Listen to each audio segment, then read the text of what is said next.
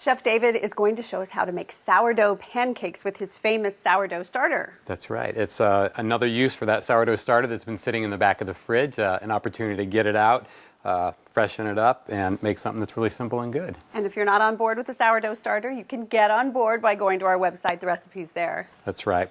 And making sourdough pancakes with the starter really is very similar to making any other type of pancake, but instead of using flour and liquid, for the most part, we're just going to use the starter. So you do use a lot. You need to plan the night before because you're going to have to get the volume up to 3 cups of your starter. Okay. Other than that, it's, again, just pretty much like a normal pancake. We have some egg, a little bit of milk. We're going to add salt and sugar, and then some butter. You can throw the butter in if you'd like. And these exact measurements, of course, will be in the recipe on our website. It is, and I'm making a half batch right now because I don't think you and I can polish off a full batch. Oh, you don't? So then to this, we're just going to add a cup and a half of the starter. Looks really nice. Wow. Sticky. It is sticky, and that's the way it should be, might right? have to use my fingers on that a little bit, and I did wash my hands. Okay.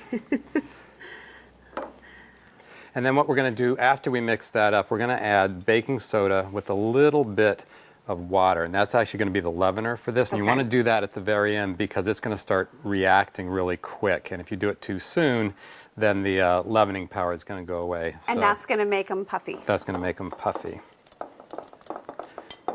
So you're just going to incorporate this,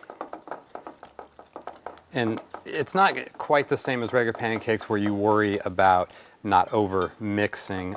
This dough is actually, the batter is going to be a little bit thinner than most pancake mixes. And it also depends on your starter. Like this starter is a little bit thicker today than normal. And if it does turn out to be too thick, you can always add just a little bit of water and milk. If you want to keep stirring that, what I have here is I have about a half a teaspoon of baking soda, not baking powder. Just Baking soda. Yeah, baking soda. I'm just going to add a little bit of water to mix it, and then we're going to incorporate that. So just keep going there. And in just about 5 to 10 minutes, you're going to noticeably see this will be bubbling. I have to do this for 5 minutes? Well, no. We're going to let it sit after you're done. And then in the meantime, what we're going to do is we're going to heat our griddle up to temperature. So we'll give this about 5 or 10 minutes, heat the griddle up, and then we'll be ready to go. Okay. So it's a little bubbly. It's been about 5 minutes. Yeah, right. And the baking soda is starting to react with the batter. And again, that's what's going to give it some of the lift. So now we need to check to see if our griddle's the right temperature. And the griddle needs to be about 375 for pancakes. And when you put a drop of water on, if it bounces like that, that's supposed to be 325. So you don't need any gadgets or anything until the temperature. That is 325. Really? So, right. So in this case, we know that we want to just turn it up just a teeny bit. Not much, but just a teeny bit, because we want to get it up to 375. And since these are a little bit thinner, it's okay if it's just a teeny bit less than that, but you don't really want to go much less than that. Otherwise, you'll wind up with tough pancakes. So I like to make small pancakes. Silver dollar size. Silver dollar size.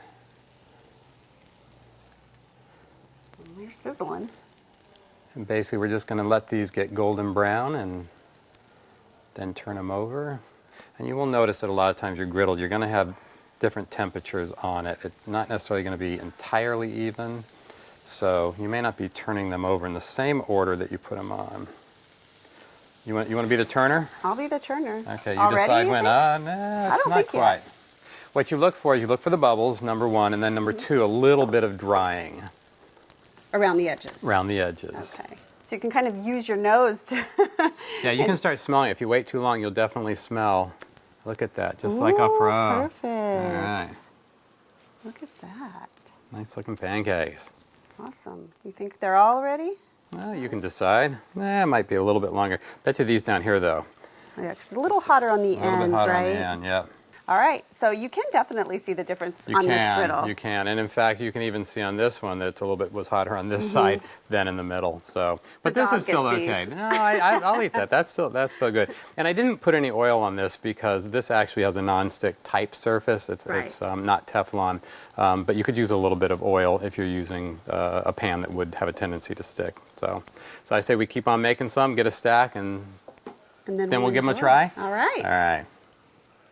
Now that is a beautiful looking breakfast or brunch, or even Sunday night dinner. I would agree. And you have a little blueberry compote there, maybe with some syrup, a little bit of spice, and some lemon. And I like real maple syrup. It goes good with the sausage. But I noticed you only have 2 there. I got like a full-on short stack. Well, you know, these are going to be great. Sourdough pancakes. A little different take on the regular pancake. That's right. Get your starter out of the fridge and make something good. And they are good.